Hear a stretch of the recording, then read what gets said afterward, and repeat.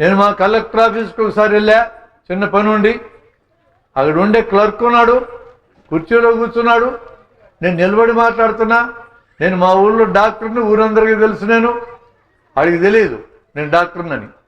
ఒక కుర్చీని వేసుకొని సావచ్చు కదా, ముందు మనుషులు వస్తే కూర్చోబెట్టడానికి. ఆ గౌరవం మరి అది కూడా లేదు ఆఫీసులో. నా ఫైల్ నీ దగ్గరికి వచ్చిందయ్యా అన్న. ఏం ఫైల్ అన్నాడు. ఇటు చూస్తా, ఆకాశంలోకి చూస్తా, మనిషి పక్క కూడా చూడరు. ఫైలు, నా ఫైల్ నీ దగ్గరికి వచ్చిందన్న. రాలేదన్నాడు. కొంచెం లే, కింద వేసుకొని కూర్చున్నావు కదా అన్న. నన్ను లేమంటావా అన్నాడు. మరి అనకేం చేయమంటావు, నా ఫైల్ నీ దగ్గరికి వచ్చింది కాదంటున్నావు కదా అన్న. అతను చేయడానికి సిద్ధంగా లేడు. నీ జీతం ఎంత అని అడిగా. 30,000 అన్నాడు. నీకెందుకని అడిగాడు మొదట. ఏదో లేబ్బా చెప్పప్పులా నీ సొమ్మేం పోతుందిలే అన్న. 30,000 అన్నాడు. నీకు జీతం ఎవరిస్తారన్న? కలెక్టర్ ఇస్తారన్నాడు.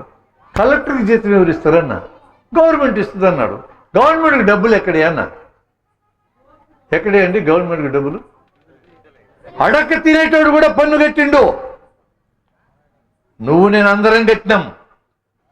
ఆయన జేబులో సెల్ ఫోన్ పన్ను కట్టినాం, ఆ లైట్కి పన్ను కట్టినాం, సొక్కాకి పన్ను కట్టినాం, జుట్టుకు నూనెకి పన్ను కట్టినాం, పెన్ను కట్టినాం, కాగితాన్ని కట్టినాం, కుర్చీకి షామ్యానికి అన్నిటికీ పన్నులు కట్టి తెచ్చుకున్నాం. ఊరికే రాలే ఇవన్నీ.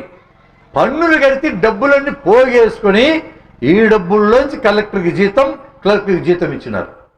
ఎక్కడి నుంచి ఇచ్చినారు అనుకుంటున్నావు? అదే చెప్పిన క్లర్క్, నీకు జీతం ఇచ్చిన దాంట్లో 1 పైసా నాది ఉందన్న. 1 పైసానేనా? 1 పైసా నాది ఉంది, అందుకని ఆ పన్ను చేయాలన్న.